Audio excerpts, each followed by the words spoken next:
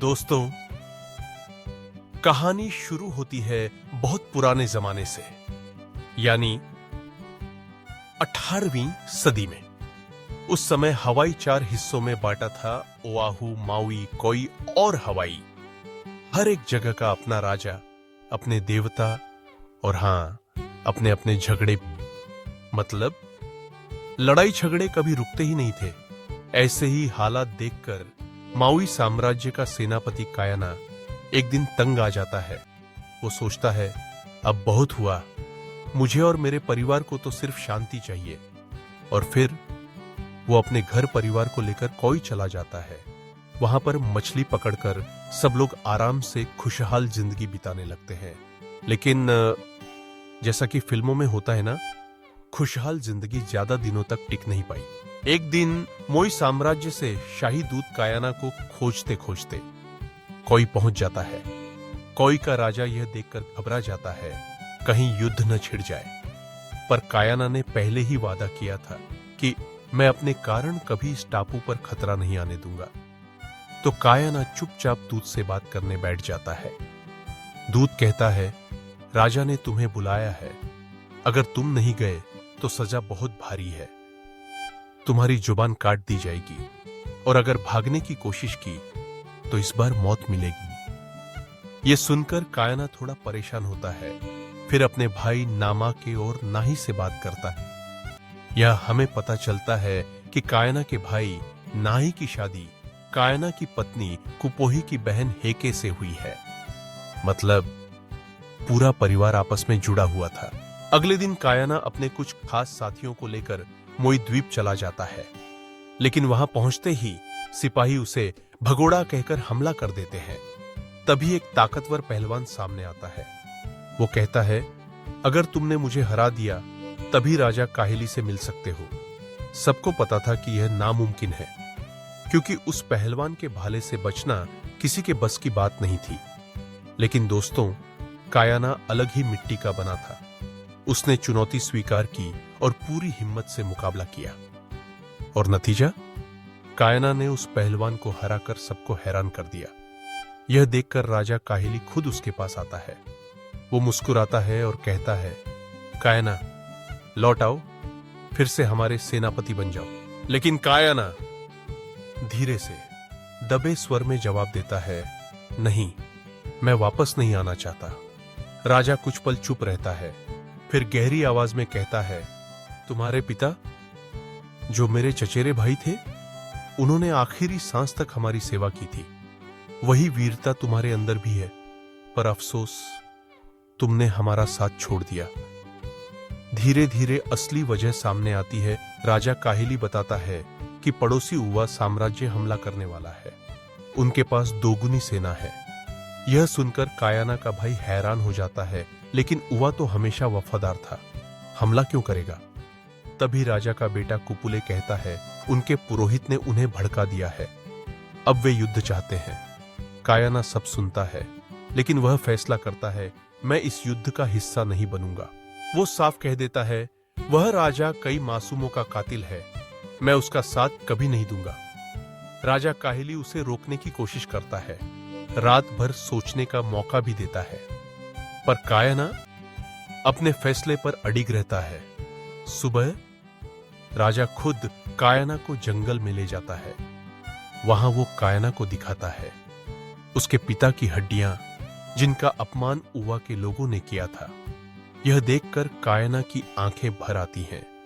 काहिली शांत स्वर में कहता है, तुम्हें पता है कायाना, भविष्यवाणी की गई थी कि एक खास तारे की रोशनी में एक महान राजा जन्म लेगा, और तुम वही हो जिसका जन्म उसी तारे की रोशनी में हुआ था। राजा काहिली कायाना से कहता है, तुम वही इंसान हो जो चारों साम्राज्यों को एक कर सकता है।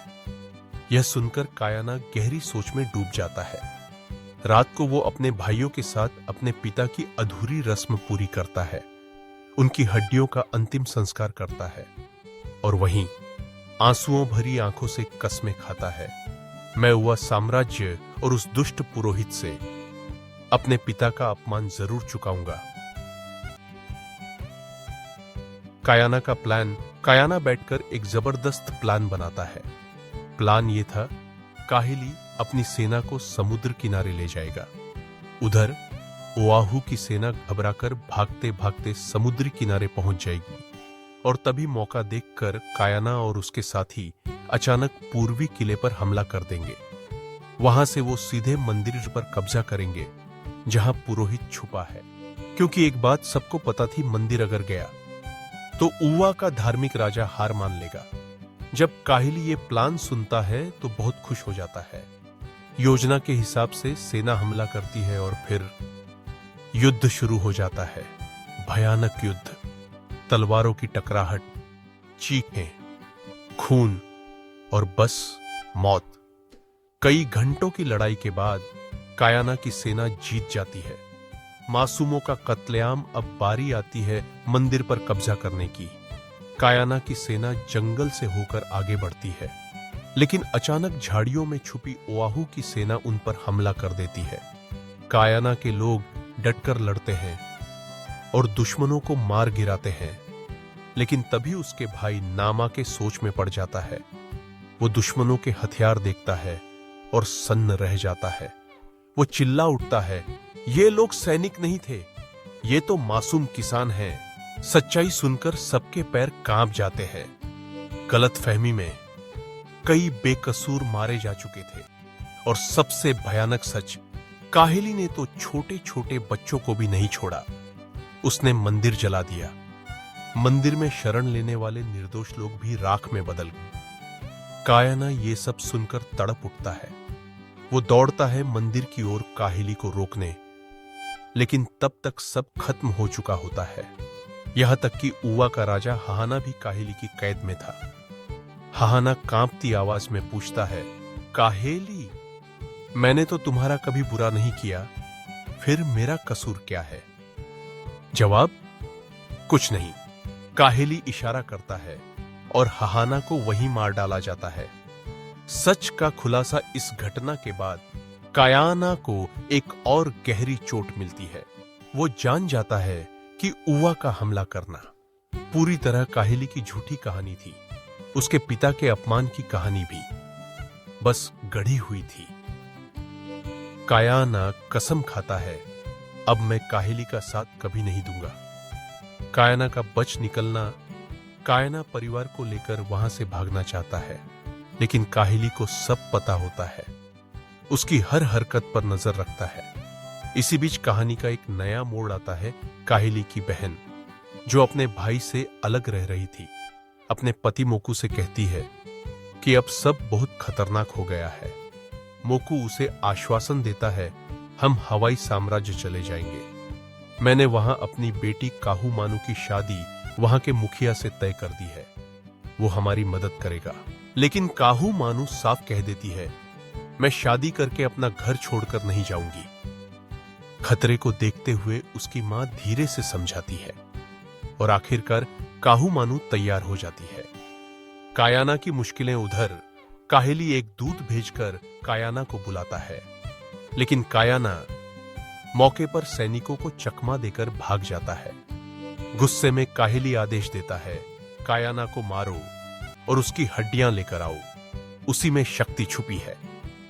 कायाना अपने परिवार संग समुद्र में तूफान झेलते हुए, घबराहट, डर और आंधियों का सामना करते करते आखिरकार अपने घर पहुंच जाता है। लेकिन वहां एक और चोट मिलती है। हेके गायब थी।